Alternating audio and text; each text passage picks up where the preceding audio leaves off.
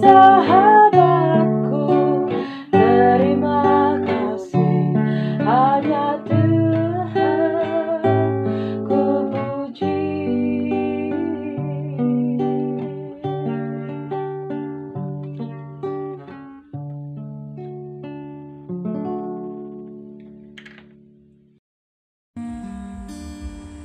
Kasih di dunia, kasih menyakitkan. Kasih di dunia, kasih yang tak kekal. Hanya kasih Yesus kekal selamanya, dari dulu hingga selamanya. Hanya Tuhan yang sempurna dalam kasih.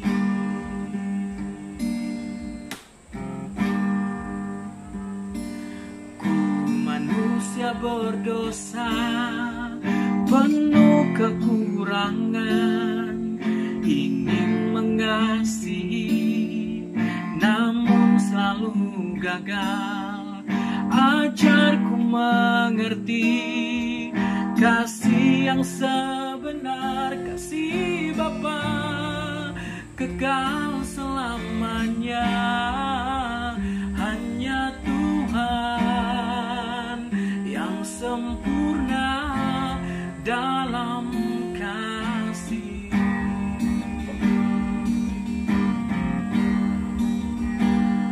Serahkan padanya jalan hidupku,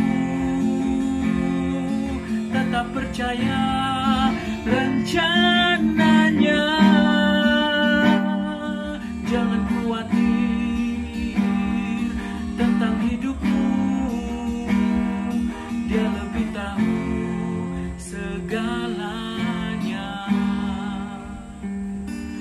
Karena hanya Yesus harapan dalam hidupku.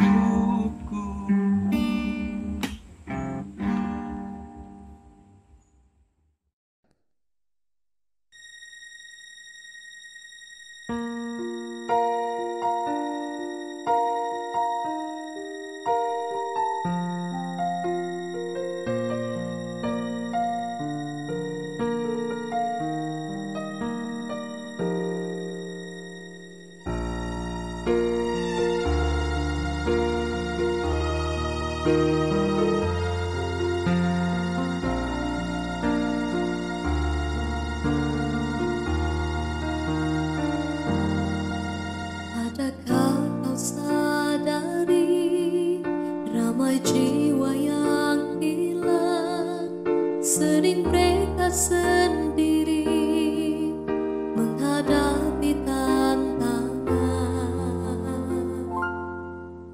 Tuhan pasti melihat dan Ia juga mendengar. Ia memanggil kita bawa pengharapan pada mereka.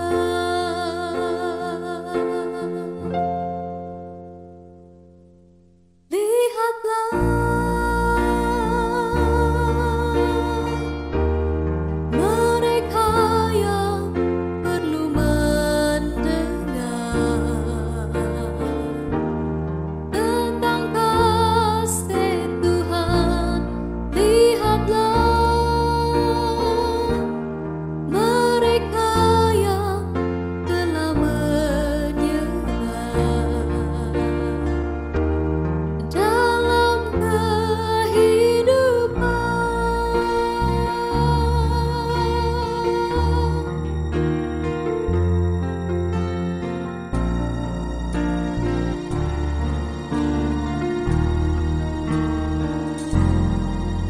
Tuhan pasti melihat dan Ia juga mendengar. Ia memanggil kita bawa pengharapan pada mereka. Lihat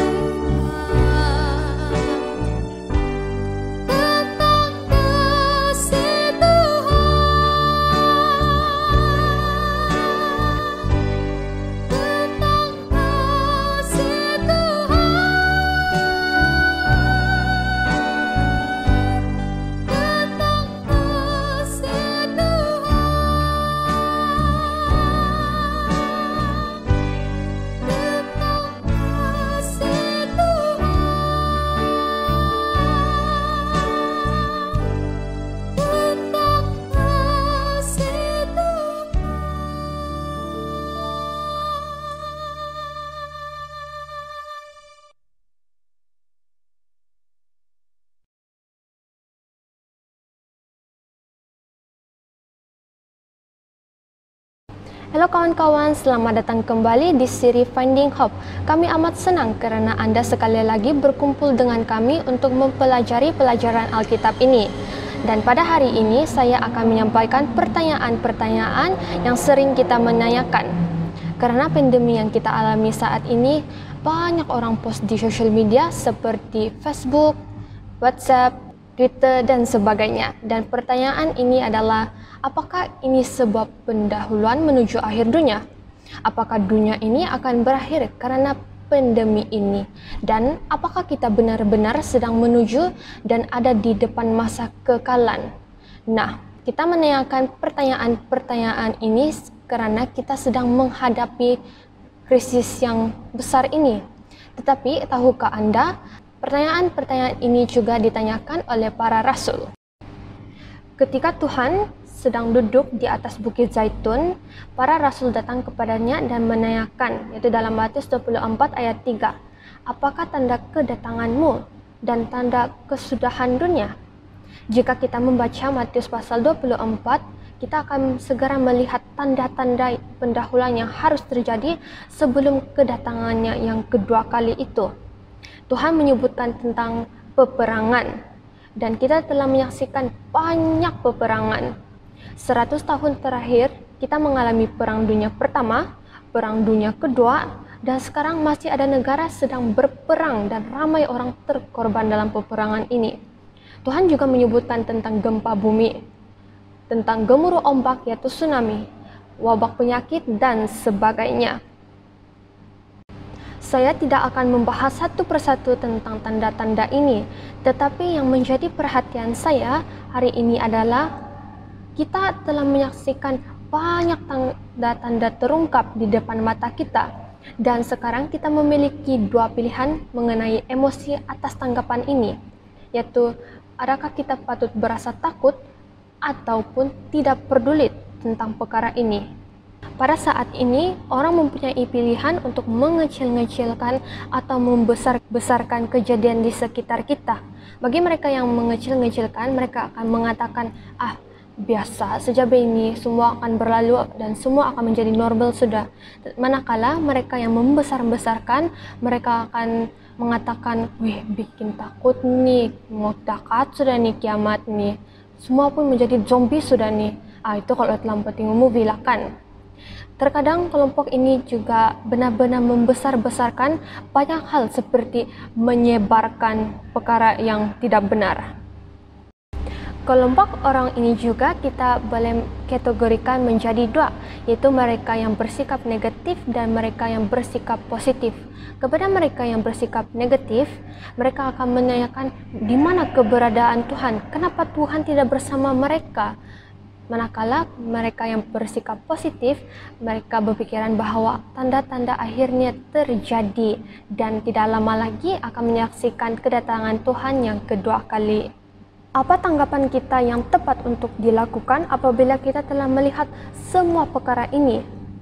Yesus ada menyebutkan dalam Lukas 21 ayat 28. Dia berkata, apabila semuanya itu mulai terjadi, bangkitlah dan angkatlah mukamu, sebab penyelamatmu sudah tiba.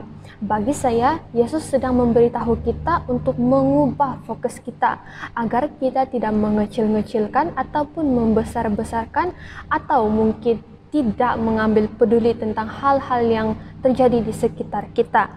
Jadi, bagaimana cara mengubah fokus kita? Yaitu mempunyai 3 cara. Yang pertama adalah dari perkara negatif, kita sering kepada kenyataan ataupun kebenaran. Banyak psikologi dan juga konselor yang mengatakan ganti pikiran negatif ini kepada positif. Tetapi ada satu kelemahan dalam bersikap positif ini. Contohnya si Ali ini dia merokok. Dia tahu perkara ini adalah salah, adalah negatif. Tetapi dia tukar mindset dia untuk menjadi positif. Yaitu dia bilang, ni merokok ramai juga bini yang merokok, jadi tidak salah nih dia bilang begitu. Di sana kita melihat dia menukar mindset dia kepada positif, tetapi kita tahu yang situasi itu masih dalam negatif. Jadi apa yang kita perlu buat adalah kita harus menggantikan perkara negatif ini kepada kenyataan ataupun kebenaran. Mari kita melihat satu teori yaitu Cognitive Behavior Therapy yang menyarankan proses yang harus kita lalui agar kita dapat mencapai emosi yang sehat dan stabil. Di slide ini kita akan melihat 3 bahagian, yaitu paling atas adalah activating event, kedua belief, dan ketiga adalah consequences. Activating event ataupun peristiwa pengaktifan yaitu bermaksud peristiwa yang sedang terjadi dan mempengaruhi kita, dan ia akan melalui filter kepercayaan, dan the consequences will be our perasaan. Oleh itu, keyakinan yang kita miliki adalah sangat penting karena keyakinan ini menjadi saringan ataupun filter kita. Keyakinan juga menjadi cara kita melihat serta mengerti sesuatu dan bagaimana kita menghadapi situasi itu dengan keyakinan itu.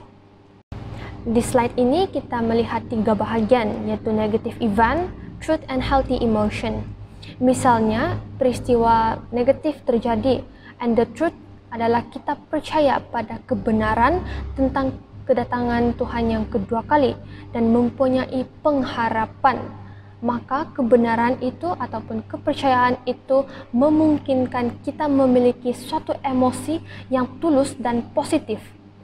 Emosi yang penuh harapan dan bukanlah panik. Dengan kata lain, keyakinanmu dan kepercayaanmu menentukan responmu terhadap semua krisis.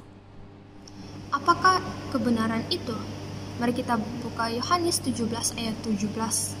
Kuduskanlah mereka dalam kebenaran, firman-Mu adalah kebenaran. Jadi, apa kebenaran tentang semua hal yang terjadi di sekitar kita ini? Mari kita buka Titus 2 ayat 13. Dengan menantikan kegenapan pengharapan kita yang penuh bahagia dan penyataan kemuliaan Allah yang maha besar dan juru selamat kita, Yesus Kristus. Penyataan Tuhan dan juru selamat kita adalah harapan yang penuh bahagia, sesuatu yang Paulus nanti-nantikan. Ayub juga memahami hal itu saat dia melihat ke masa depan, yaitu Ayub 19 ayat 25 dan 26. Tetapi aku tahu penebusku hidup dan akhirnya ia akan bangkit di atas debu. Juga sesudah kulit tubuhku sangat rusak, tanpa dagingku pun aku melihat Allah. 1 Korintus 15 ayat 51 hingga 53. Sesungguhnya aku menyatakan kepadamu satu rahasia. Kita tidak akan mati semuanya, tetapi kita semuanya akan diubah. Dalam sekejap mata, pada waktu bunyi nafiri yang terakhir. Sebab nafiri akan berbunyi dan orang-orang mati akan dibangkitkan dalam keadaan yang tidak dapat binasa, dan kita semua akan diubah. Begitu juga Yohanes, dia melihat ke depan melalui penglihatan yang ditunjukkan kepadanya oleh Tuhan, yaitu Wahyu 21 ayat 4. Dan ia akan menghapuskan segala air mata dari mata mereka, dan maut tidak akan ada lagi. Tidak akan ada lagi perkabungan atau ratap tangis atau duka cita, sebab segala sesuatu yang lama itu telah berlalu. Peristiwa-peristiwa negatif ini harus disaring oleh sistem keyakinan kita, karena sistem keyakinan kita adalah kebenaran, agar kita tahu bahwa sesuatu yang baik akan terjadi di masa depan. Kita harus melihat ke depan dengan penuh harapan. Mari kita ambil satu contoh lagi, yaitu di dalam slide, negative event, irrational belief, dan unhealthy emotion. Melihat pada peristiwa-peristiwa negatif, dan saat kita berpegang kepada keyakinan yang tidak rasional, dan ia akan menghasilkan emosi yang tidak sehat, tidak stabil. Pergerakan tidak sehat ini menurut Nathaniel ada harga yang mahal yang harus kita bayar ketika kita menjadi seorang pesimis, yaitu negative mental attitude, yang akan membuatkan kita menjadi depressed, anxiety, dan paling teruk adalah bunuh diri. Kenapa? Sebab kita tidak mempunyai harapan dan kita tidak percaya Tuhan. Itulah yang membuatkan kita negative thinking sahaja. Oleh itu, mari kita saring peristiwa negatif ini dengan kebenaran bahwa kita memiliki sesuatu yang indah, luar biasa, dan mengagumkan yang dapat kita nantikan selepas pandemi ini. Tuhan ada mengatakan di dalam Lukas 21 ayat 34, "Jagalah dirimu supaya hatimu jangan syarat oleh pesta pora dan kemabukan serta kepentingan-kepentingan duniawi, dan supaya hari Tuhan jangan dengan tiba-tiba jatuh ke atas dirimu seperti suatu jerat." Jadi, jangan hatimu menjadi terbebani oleh kecemasan hidup, dan jangan kita dikalahkan oleh kekhawatiran duniawi ini. Ada satu puisi yang ditulis oleh Richard Hendricks yang berjudul Lockdown, yang berbunyi, "Ya, ada isolasi. Ya, ada pembelian kerana panik. Ya, ada penyakit. Ya, bahkan ada kematian. Tapi mereka mengatakan bahwa di Wuhan setelah bertahun-tahun kebisingan, sekarang engkau dapat mendengar kicauan burung kembali." Jadi, gantilah pikiran negatif ini dan mari kita fokus kepada kebenaran. Karena sesuatu yang indah dan menakjubkan ada di depan kita. Cara kedua adalah dari takut menjadi setia. Dalam Matius 24, Tuhan ada bertanya dalam konteks akhir zaman, yaitu Matius 24 ayat 45 dan 46. "Siapakah hamba yang setia dan bijaksana, yang diangkat oleh tuannya atas orang-orangnya untuk memberikan mereka makanan pada waktunya? Berbahagialah hamba yang didapati tuannya melakukan tugasannya itu ketika tuannya itu datang." Dan untuk menjawab pertanyaan Tuhan Yesus Kristus, dia menceritakan beberapa perumpamaan di pasal 25.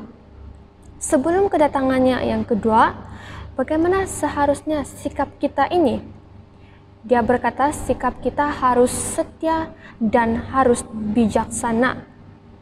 Jadi, ia menceritakan kisah tentang 10 gadis, yaitu dalam Matius 25 ayat 1 hingga 13. Ia juga menceritakan tentang para hamba yang diberikan talenta. Dan terakhir adalah menceritakan tentang domba dan kambing.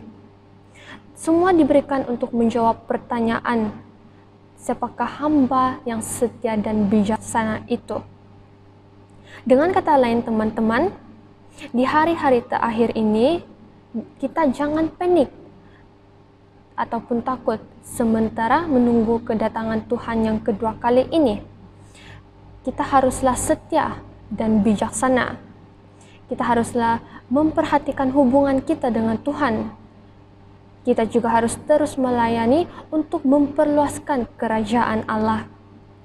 Dan kita haruslah memiliki minyak ekstra seperti para gadis yang bijaksana itu. Kita juga haruslah memiliki cadangan minyak, yaitu Roh Kudus. Jadi di hari-hari terakhir ini jangan kita panik ataupun takut, tetapi kita haruslah setia dan menjadi bijaksana. Cara ketiga ataupun syarat terakhir adalah fokus ke krisis menjadi fokus ke Kristus. Daripada kita panik, gelisah, takut terhadap kejadian yang terjadi di sekitar kita, ubahlah fokus kita ini. Apakah kamu masih ingat ketika Yesus kembali ke surga, yaitu dalam Kisah Para Rasul 1 ayat 10 hingga 11. Ketika mereka sedang menatap ke langit waktu ia naik itu, tiba-tiba berdiri 2 orang yang berpakaian putih dekat mereka dan berkata kepada mereka, "Hai orang-orang Galilea, mengapa kamu berdiri melihat langit? Yesus ini yang terangkat ke surga meninggalkan kamu akan datang kembali dengan cara yang sama seperti kamu melihat dia naik ke surga." Jadi teman-teman, fokus penantian kita adalah Yesus yang sama. Orang yang sangat kita ingin temui adalah Yesus Kristus. Ini bukan hanya tentang kejadian yang terjadi. Jadi janganlah kita fokus kepada krisis. Karena Kristus adalah solusinya, kekuatan kita, juru selamat kita, Raja segala raja. Dan krisis ini hanya bersifat sementara, manakala Kristus adalah selamanya. krisis adalah pertanyaan dan Kristus adalah jawabannya. Jadi tidak heran Yesus berkata, yaitu dalam Lukas 21 ayat 28, apabila semuanya itu mulai terjadi, bangkitlah dan angkatlah muka kamu, sebab penyelamatmu sudah dekat. Mungkin sebahagian kamu sudah tahu ini cerita, yaitu wanita muda yang didiagnosis dengan penyakit yang mematikan dan dia tinggal beberapa bulan lagi untuk tinggal. Jadi dia mau menyelesaikan semua urusan dia di dunia, jadi dia menghubungi pendetanya dan menyuruh pendeta itu untuk datang kepadanya. Jadi dorang membahas tentang beberapa aspek sebelum dia meninggal, yaitu tentang lagu yang akan dinyanyikan, time kebaktian, yaitu time dia punya funeral, ayat Alkitab yang akan dibaca, pakaian dia akan pakai, dan dia juga meminta untuk dikuburkan dengan Alkitab favoritnya. Dan ketika itu pendeta sudah bersiap sedia untuk jalan, tiba-tiba dia panggil lagi, dia bilang ada satu hal lagi, dia bilang wanita itu. Jadi pendeta pun cakap, apa itu? Dia bilang, jadi wanita itu pun cakap, ini sangat penting, saya ingin dimakamkan dengan sebuah garpu di tangan. Jadi pendeta pun heran, kenapa apa ini dia mau bawa garpu kan? Terus tuh wanita pun cakap, saya tahu, pasti kau takjub nih kan dengar begini. Terus tuh pendeta bilang pun, ya memang saya takjub, kenapa kau mau bawa garpu? Dia bilang. Jadi wanita itu menjelaskan, selama bertahun-tahun saya mengikuti gereja dan mengikuti potluck, saya selalu ingat bahwa ketika hidangan utama sedang disediakan, akan ada seorang berbisik dan berkata, tetap pegang garpumu. Dan ini menjadi favorite saya, sebab saya tahu yang lebih enak akan datang. Mungkin sesuatu yang sangat enak lah. Jadi saya hanya ingin orang-orang melihat saya di peti mati nanti, yaitu di keranda nanti, dengan garpu ini di tangan saya. Dan saya ingin mereka bertanya-tanya. Dan ketika mereka bertanya, ada apa dengan garpu itu? Saya ingin engkau, yaitu pendeta, beritahu mereka, pegang garpumu yang terbaik masih akan datang. Jadi kawan-kawan, saat kita menghadapi krisis demi krisis, yang terbaik masih akan datang, yaitu kedatangan Yesus yang kedua kali. Karena kita akan memperolehi kehidupan kekal, sukacita yang kekal, waktu yang kekal, kita akan menghabiskan waktu satu sama lain, dan yang paling utama adalah dengan Tuhan, yaitu Juru Selamat kita. Karena yang baik akan segera datang. Itu saja pelajaran kita pada hari ini. Terima kasih kepada mereka yang mendengar dan Tuhan memberkati kamu semua. Stay safe.